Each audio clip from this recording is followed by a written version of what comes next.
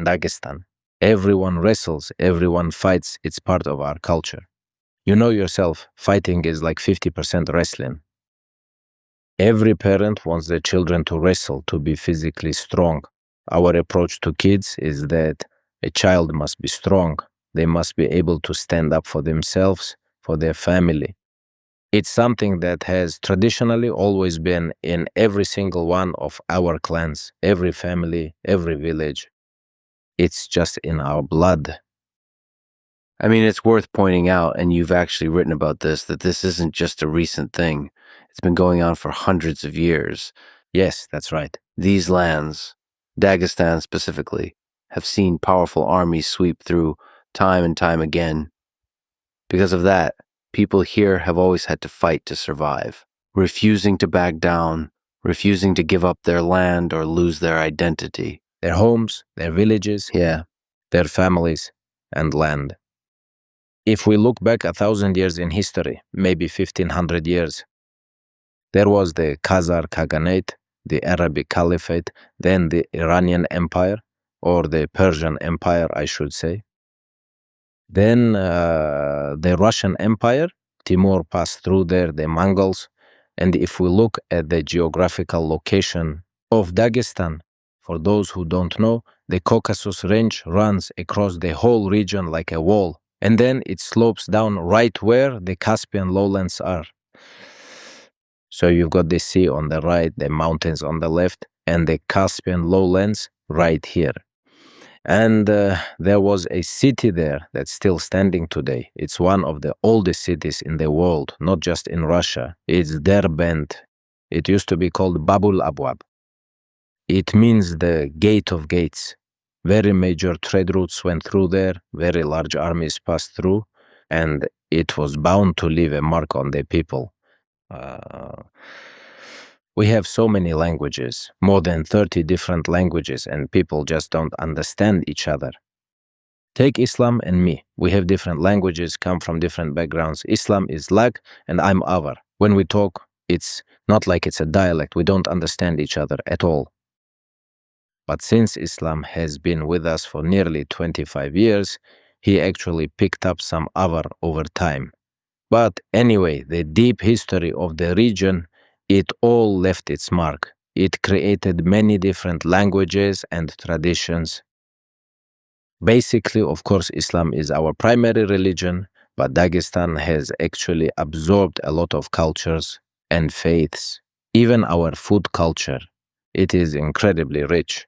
We have European and Asian and Caucasian, our own unique cuisine. So on the people themselves, the last 1,500 years of history have left a huge mark. If you're into history and you start reading about Dagestan, I think you'll get completely immersed and be amazed by what a unique place it is. So all of this left a huge mark. Look at the terrain. It's a coastal plain, and then the mountains rise up. For instance, take someone like Timur. When he passed through with a huge army, he stayed in the Dagestan lowlands but never went up into the mountains. Why? Because you've got hundreds of thousands of troops, soldiers traveling with horses and supplies. If they had started going up into the mountains where it's cold and there are no roads, it would have been too tough for them. So the highlanders somehow managed to stay independent. But the lowlands, the Caspian lowlands of Dagestan, they kept changing hands. Massive empires would roll in, and all of that left a mark on the people. The Gate of the Gates. Babul Abwab. Historians wrote about it, say, 1,000 or 1,500 years ago. Great historians from various countries. People have written so much about Dagestan. It went by different names back then, but they wrote a ton about this exact region. Many people, many empires invaded our land. So do you feel that inside you, in your blood, your heart, like all of this history? Well, in the past, it's not like I really felt it. I knew Dagestan's history, but maybe with time, you start to see it in a whole new light. Every year, you change a bit on a mental and psychological level. Now I understand. I really do. You cannot just be born physically and mentally strong. Your environment shapes you no matter what, where you grew up, how you grew up, the conditions, and who you had around you. And after all, genetics are also a part of who you are. So when you add all this up, yeah, I just feel like all of this has come together inside me. It's interesting because in sports, we know many of the names of the great fighters and wrestlers. Yet when it comes to war, there are so many people who fought, heroes, truly great warriors. Some we know by name, but most of them we'll never actually know, and We'll never know. you write about Imam Shamil, that he's an important figure for this region and a hero as well. Well, Imam Shamil, he was known for resisting an empire as huge as Russia. Dagestan is so small, and he had so few people with him. How did he get famous? He got famous because he held out for a very long time. He didn't just resist for a couple of years. He was like a regular fighter, let's say, a soldier for 10 years, and then when he became the leader, he went on for another 25 years. So, 35 years of his conscious life he spent fighting not just some random empire, but what was then, if not the most powerful, definitely one of the strongest empires of that era. And that is what made him famous. And so, there are villages in Dagestan that deeply honor the memory of particular warriors who came from their villages, from their clan, from their ethnic group. But in, world history, they're barely known. Like, take Shamil. He's a leader, right? So everybody knows him. But there are plenty of heroes who've been forgotten. But yeah, their own people remember. Villages hold on to history. Plus, we have to admit that conditions in the mountains are incredibly harsh. That's part of it too. Just surviving up there is a real struggle. See, back then, people in the mountains worked all through the summer just to survive the winter, because winters are harsh with heavy snow, completely cutting off villages.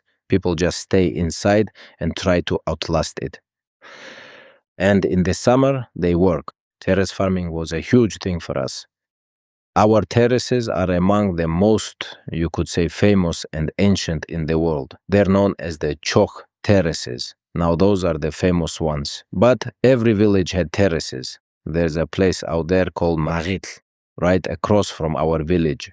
People worked over there, but here in the village is where they lived. I mean, you think, why didn't they just build a village right there, in the place where we grow all our food? Because enemies could easily ride in on horseback. An army could easily get to you there, so they'd build a village in rugged terrain, somewhere tough to invade. For instance, our village is Sildi. It's from the word si, which is like a castle or a fortress or a tower. They built it that way so an army couldn't reach them. You'd have to hike down one mountain and then climb up a whole different mountain. And right there, they'd plant things like grain, potatoes, basically, all their food.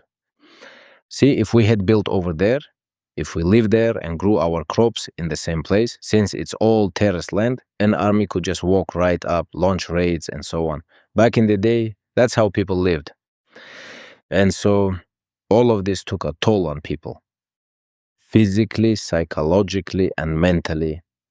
And honestly, you just can't be born in these conditions, live here, stay here, and be mentally weak. You just have to be tough. There's no other way to survive.